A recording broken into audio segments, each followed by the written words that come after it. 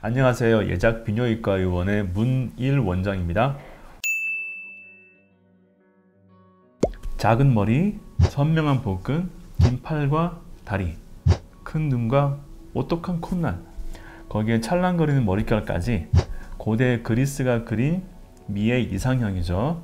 태고적 미의 기준은 여전히 아름다움의 기준점으로 지금까지 자리 잡고 있습니다. 2000년이 지난 지금도 우리는 그리스 남신을 묘사한 석상이 풍기는 아우라의 넋을 잃고는 하죠. 독일의 미학자 빈켈만은 그리스 비율 속에 숨겨진 아름다움은 절대자의 진리와 일맥상통하는 것이다 라고까지 말을 했습니다. 미국 메트로폴리탄 박물관에 전시된 그리스 석상의 모습, 당대 미의 기준이 모두 반영된 작품임에도 성기가 유달리 작게 묘사되어 있습니다. 그런데 그리스 석상에 딱 한 군데서 고개를 갸우뚱하게 됩니다. 모든 것이 아름다움 그 자체이지만 어째서인지 남성성을 상징하는 성기가 형편없이 작은 모양새이기 때문입니다. 그리스 석상으로 분류되는 대부분의 작품들은 유달리 작은 성기로 묘사되고 있습니다. 예나 지금이나 큰 성기가 남성성의 지표인데도 불구하고 왜 고대 그리스인들은 그리스 남신을 고개 숙인 남자로 표현했을까요? 이탈리아 피렌체 아카데미아 미술관에 전시된 미켈란젤로의 다비드상, 1501년도 작품으로서 고대 그리스 석상에서 영감을 얻은 작품이죠. 고대에서 성기는 크면 클수록 좋은 것이었습니다. 농경사회일수록 노동력이 많아야 했고 다산은 선으로 통했기 때문입니다. 구석기 시대에 만들어진 빌렌도르프의 비너스를 봐도 가슴과 성기가 비정상적으로 크게 묘사되어 있는 걸 볼 수 있죠. 고대 그리스보다 앞선 이집트에서도 큰 성기로 묘사된 신의 모습을 종종 목격하곤 할 수 있습니다. 라이벌 관계였던 페르시아에서도 마찬가지였고요. 이들에게 성기는 대대익선이었습니다. 그런데 도대체 왜 고대 그리스에서만 성기가 유독 작게 그려졌을까요? 고대 이집트에서 풍요의 신 민을 묘사한 모습, 발기된 성기는 다산을 의미했습니다. 고대 시기 큰 성기는 출산과 풍요의 증표로 여겨졌습니다. 그리스 석상의 작은 성기는 학자들에게도 핫 이슈였는데요.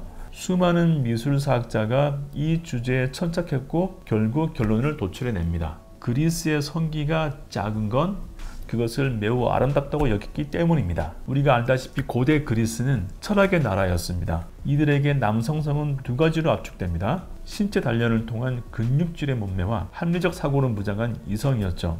인간의 강한 의지로 신체적 아름다움과 빛나는 지성을 갖출 수 있다는 자신감이었습니다. 이들에게 원초적인 욕망에만 집착하는 그런 사람들은 교양 있는 그리스 시민이 아니었던 거죠. 성기는 욕망의 지표였기 때문에 그만큼 작아야 했던 셈입니다. 성장하지 않은 아이의 성기가 가장 이상적인 것이라고 표현했을 정도였죠.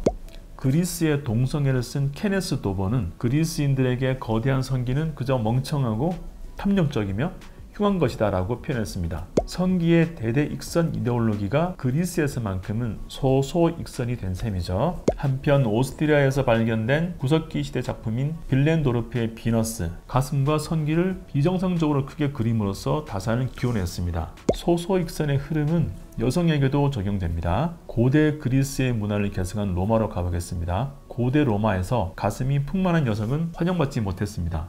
로마 풍자 시인 마르티알리스는 여성의 가슴은 한 손으로 잡을 수 있어야 한다는 말을 남겼을 정도인데요. 현대사회의 성인지 감수성으로 보자면 공부는 살만한 발언이지만 당시 로마 사람들의 이상형을 엿볼 수 있습니다. 로마 여성들은 당대의 미의 기준에 자신의 몸을 맞추기 시작합니다. 천과 붕대로 가슴을 세게 묶어서 가슴이 자라난 걸 막았고요. 일각에선 브래지어의 시작이 고대 로마에서 시작되었다고 분석하기도 합니다. 고대 로마 시절 여성들이 운동하는 모습을 그린 모자이크 작품, 브래지어를 하는 모습이 최초로 그려진 그림으로도 유명한데요. 당시 로마에서는 작은 가슴을 가진 여성들이 인기를 끌었던 것으로 전해집니다. 고대 그리스의 작은 성기 예찬은 이역만리 한반도에서도 이어지게 되는데요. 바로 고려시대입니다. 2000년 전 그리스와 1000년 전 고려가 무슨 연관이냐고요. 해답을 찾기 위해서 1992년으로 돌아가 보겠습니다. 당시 북한에서 한 동상이 발견됩니다. 역사학계를 발칵 뒤집을 만한 일이었는데요. 고려를 세운 태조 왕건을 묘사한 동상이었기 때문입니다. 하지만 학계가 주목한 건 따로 있었습니다. 바로 왕건의 성기였죠. 최고 존엄인 왕의 동상임에도 불구하고 성기가 거의 눈에 보이지도 않을 정도인 2cm로 작게 묘사되어 있었기 때문입니다. 신라 지증왕이 거의 30cm에 달하는 성기를 가지고 있었다는 기록이 있을 정도로 고대 한반도에서도 큰 성기가 대접을 받았다는 점을 감안할 때 매우 이례적인 일이었죠.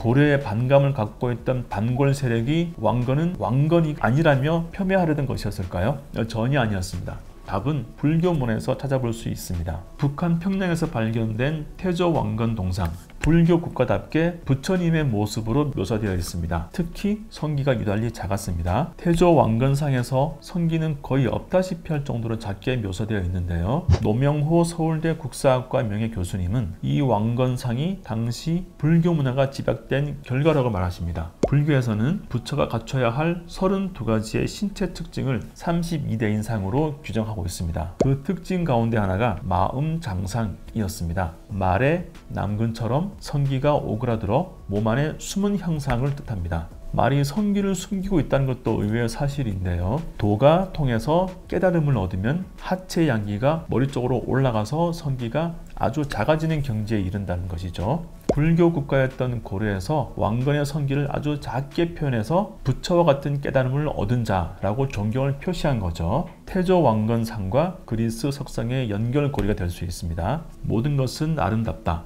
큰 것도 작은 것도. 고대 그리스와 로마 그리고 고려 이 세 나라가 그린 미의 이상형을 돌아보면서 다시 생각해 보겠습니다.